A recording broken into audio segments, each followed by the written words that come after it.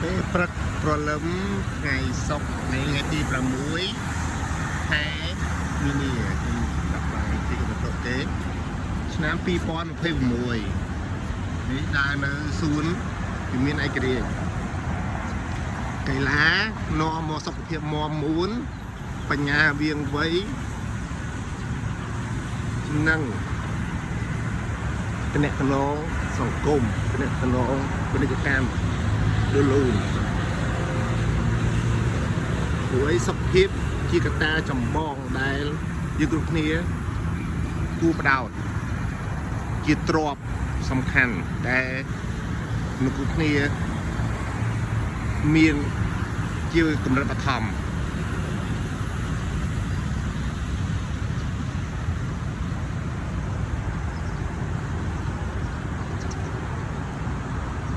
ព្រះបរមកោដ្ឋព្រះបាទ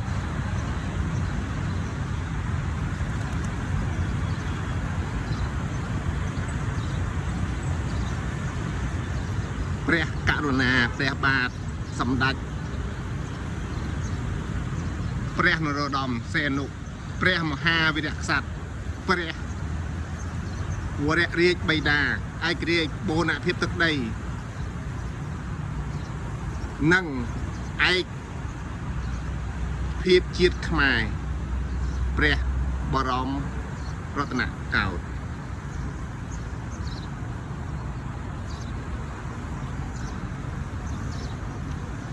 ហើយឃើញឈៀងទីនេះគឺវាមានឯករាជ្យដែលសម្ដេចតាបានទាមទារពីសម័យបារាំង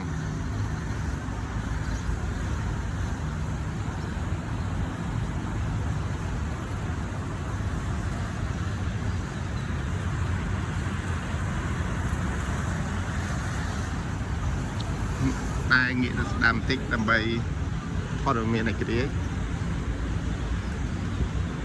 ម៉ោងនេះម៉ោង7:20 នាទីពេលព្រឹកហើយកាលពីម៉ោង6កន្លះមេរៀងលឹមតិចដែលផុតនេះម៉ោង7:05 នាទីខ្ញុំចេញដើរពីផ្ទះមកមានឯករាជ្យខ្ញុំអាចស្រួលមួយមើលខ្ញុំស្រួលមួយមើលគៀកចិត្តតិចវាមានឯករាជ្យរាជធានីភ្នំពេញ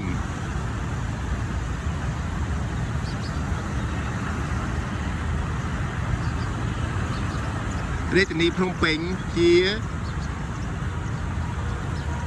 ទីក្រុងអច្ឆរិយៈរបស់ប្រទេសកម្ពុជាហើយក៏ជាតំបន់ទេសចរណ៍ដែលទាក់ទាញអាចរាប់ថាជាលំដាប់ Top 10 ទាំង10នៅលើពិភពលោក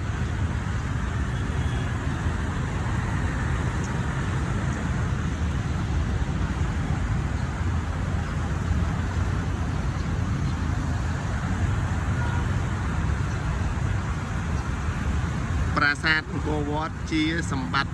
បេតិកភណ្ឌទាំង7នៅលើពិភពលោក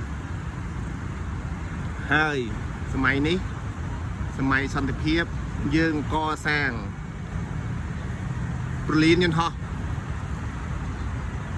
លំដាប់ទី7សំទោសលំដាប់ទី9ពិភពលោកប្រលានយន្តហោះថ្មីនៅទីក្រុងភ្នំពេញយើងនេះគឺប្រលានតេជោប្រលានយន្តហោះតេជោ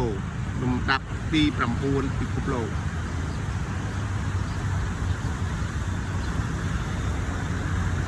រាជធានីភ្នំពេញត្រៀមទទួលភ្ញៀវទេសចរតំបន់អន្តរជាតិនិងក៏ភ្ញៀវក្នុងស្រុកយើងផងដែរ